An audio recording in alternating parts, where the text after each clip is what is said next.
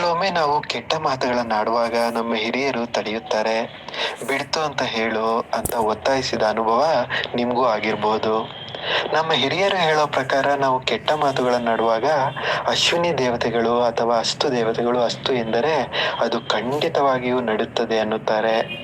ಈ ಕಾರಣಕ್ಕಾಗಿ ಅವರು ಕೆಡುಕುಂಟು ಮಾಡುವ ಮಾತುಗಳನ್ನಾಡಿದಾಗ ಬಿಡ್ತು ಅಂತ ಹೇಳುವಂತೆ ನಮ್ಮನ್ನು ಒತ್ತಾಯಿಸುತ್ತಿದ್ರು. ಹಾಗಾದರೆ ಈ ಅಸ್ತು ದೇವತೆಗಳು ಯಾರು? ಇವರು ಅಸ್ತು ಅಂದಾಕ್ಷಣ ನಾವು ಆಡಿದ ಮಾತುಗಳು ನಿಜವಾಗುತ್ತವಾ? ಸೂರ್ಯ ಪತ್ನಿಯಾದ ಸಂಧ್ಯಾದೇವಿ ಕುದುರೆಯ ರೂಪ ತಾಳಿದ್ದ ಸಮಯದಲ್ಲಿ ಸೂರ್ಯನಿಂದ ಜನಿಸಿದ ಕಾರಣ ಅವಳಿ ಮಕ್ಕಳಾದ ಇವರಿಗೆ ಅಶ್ವಿನಿ ದೇವತೆಗಳು ಅಂತ ಈ ಹೆಸರು. ಇವರು ಮಹಾರೂಪವಂತರೆಂದು ಮಹಾಭಾರತ, ಭಾಗವತ, ವಿಷ್ಣು ಪುರಾಣ ಹೇಳ್ತವೆ. ಚವನ ಮುನಿಯ ಪತ್ನಿಯಾದ ಸುಕನ್ಯೆಯ ಪಾತಿವ್ರತ್ಯಕ್ಕೆ ಮೆಚ್ಚಿ ಅವನಿಗೆ ಸೌಂದರ್ಯ ತಾರುಣ್ಯಗಳನ್ನು ಅನುಗ್ರಹಿಸಿ ಆತನ ಮೂಲಕ ಶರ್ಯಾತಿ ಮಹಾರಾಜ ಮಾಡಿದ ಯಜ್ಞದಲ್ಲಿ ಇತರ ದೇವತೆಗಳಂತೆಯೇ ಇವರು ಹವಿರ್ಭಾಗವನ್ನ ಪಡೆದರು ಎಂಬ ಕಥಾಭಾಗ ಪ್ರಸಿದ್ಧ. ಅಪೋದನೆಂಬ ಧೌಮ್ಯ ಮುನಿಯ ಅಂಧ ಶಿಷ್ಯನಾದ ಉಪಮನ್ಯು ಇವನನ್ನು ಆಶ್ರಯಿಸಿ ಮತ್ತೆ ದೃಷ್ಟಿಯನ್ನ ಪಡೆದಿದ್ದು ಪಾಂಡು ಮಹಾರಾಜನ ಎರಡನೇ ಹೆಂಡತಿ ಮಾದ್ರಿಯಲ್ಲಿ ನಕುಲ ಸಹದೇವರು ಇವರ ವರಪ್ರಸಾದದಿಂದ ಜನಿಸಿದ ವಿಚಾರ. ಈ ಪ್ರಸಂಗಗಳು ಅಶ್ವಿನಿ ದೇವತೆಗಳ ಮಹಿಮೆಗಳನ್ನ ತಿಳಿಸುತ್ತವೆ. ಅಶ್ವಿನಿ ದೇವತೆಗಳು ಸದಾ ಎಲ್ಲಾ ಕಡೆ ನೆಲೆಸಿ ಜನರಾಡುವ ಒಳ್ಳೆಯ ಕೆಟ್ಟ ಮಾತುಗಳಿಗೆಲ್ಲ ಅಸ್ತು ಎನ್ನುತ್ತಾರೆಂದು ನಂಬಲಾಗಿದೆ. ಹಾಗಾಗಿ ಮನುಷ್ಯ ತನ್ನ ಜೀವನದುದ್ದಕ್ಕೂ ಒಳ್ಳೆಯ ಮಾತುಗಳನ್ನಾಡುತ್ತಾ ಆರೋಗ್ಯಕರವಾಗಿ ಬದುಕಬೇಕೆನ್ನುತ್ತಾರೆ. ಅಶ್ವಿನಿ ದೇವತೆಗಳು ಯಾರು? ಅಶ್ವಿನಿ ದೇವತೆಯರು ಅಂದರೆ ಸೂರ್ಯ ಪುತ್ರರು.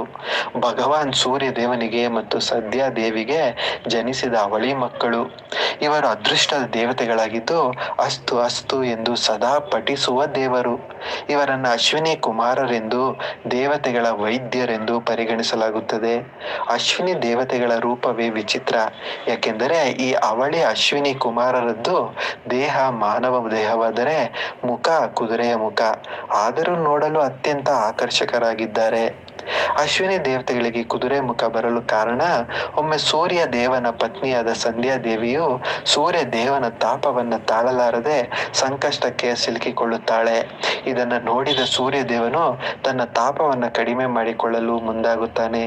ಆಗ ಸಂಧ್ಯಾ ದೇವಿಯು ಸೂರ್ಯ ದೇವನು ನನಗಾಗಿ ತನ್ನ ತಾಪವನ್ನ ಇನ್ನೂ ಕಡಿಮೆ ಮಾಡಿಕೊಂಡರೆ ಜಗತ್ತಿನಲ್ಲಿರೋ ಎಲ್ಲಾ ಜೀವರಾಶಿಗಳಿಗೆ ಅಪಾರ ಕಷ್ಟ ಉಂಟಾಗುತ್ತದೆ ಎಂದು ಯೋಚಿಸಿ ಹಿಮಾಲಯ ಪರ್ವತದ ದತ್ತ ಸ್ವಲ್ಪ ವಿಶ್ರಾಂತಿಯನ್ನ ಪಡೆದುಕೊಳ್ಳಲು ಹೋಗ್ತಾಳೆ.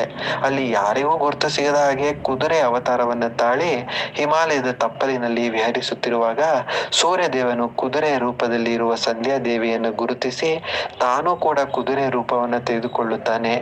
ಅಶ್ವಗಳ ಅವತಾರದಲ್ಲಿ ಇವರಿಬ್ಬರ ನಡುವೆ ನಡೆದ ಮಿಲನದ ಸಂಕೇತವಾಗಿ ಜನಿಸಿದವರೇ ಅಶ್ವಿನಿ ದೇವತೆಗಳು.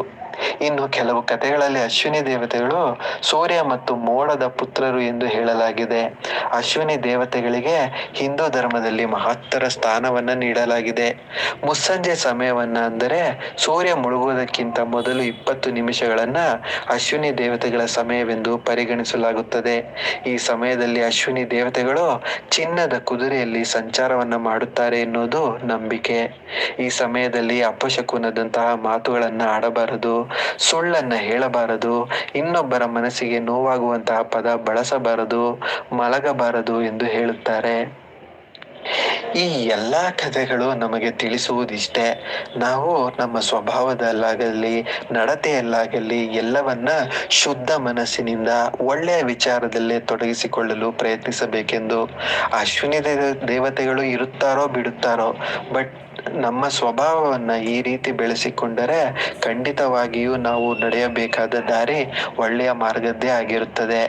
ಒಳ್ಳೆಯ ಮಾತುಗಳನ್ನು ಆಡಬೇಕು, ನೆನೆಯಬೇಕು. ಸ್ನಾನ ಅಥವಾ ಕೈಕಾಲು ಮುಖವನ್ನು ತೊಳೆದು ಶುದ್ಧರಾಗಿ ಮನೆಯ ದೇವರ ಕೋಣೆಯಲ್ಲಿ ತುಳಸಿಯ ಬಳಿ ಹಾಗೂ ಇನ್ನು ಕೆಲವರು ಮನೆಯ ಹೊರಗೆ ದೀಪವನ್ನು ಹಚ್ಚಿ ಪೂಜೆಯನ್ನ ಮಾಡಬೇಕು. ಅಶ್ವಿನಿ ದೇವತೆಗಳ ಸಂಚಾರದ ಸಮಯದಲ್ಲಿ ತುಪ್ಪದ ದೀಪವನ್ನು ಬೆಳಗಿ ಪ್ರಾರ್ಥನೆ ಮಾಡಿದರೆ ಅವರು ನಮ್ಮೆಲ್ಲ ಕಷ್ಟಗಳನ್ನ ದೂರಾಗಿಸುತ್ತಾರೆ. ಇದು ನಮ್ಮ ಜೀವನದಲ್ಲಿ ಪ್ರತಿಯೊಂದು ಹಂತದಲ್ಲೂ ಯಶಸ್ಸು, ಸಂತೋಷ, ಸಮೃದ್ಧಿಯನ್ನ ಕರುಣಿಸುತ್ತಾರೆ ಹಾಗೂ ಜೀವನದ ಪ್ರತಿಯೊಂದು ಹಂತದಲ್ಲೂ ಏಳಿಗೆಯನ್ನ ಹೊಂದುತ್ತಾರೆ ಎನ್ನುವ ನಂಬಿಕೆ ಇದೆ. ಪ್ರತಿಯೊಬ್ಬರೂ ಈ ಆಚಾರ ವಿಚಾರಗಳನ್ನು ತೊಡಗಿಸಿಕೊಂಡರೆ ಖಂಡಿತವಾಗಿಯೂ ಒಳ್ಳೆಯದೇ ಆಗುತ್ತದೆ.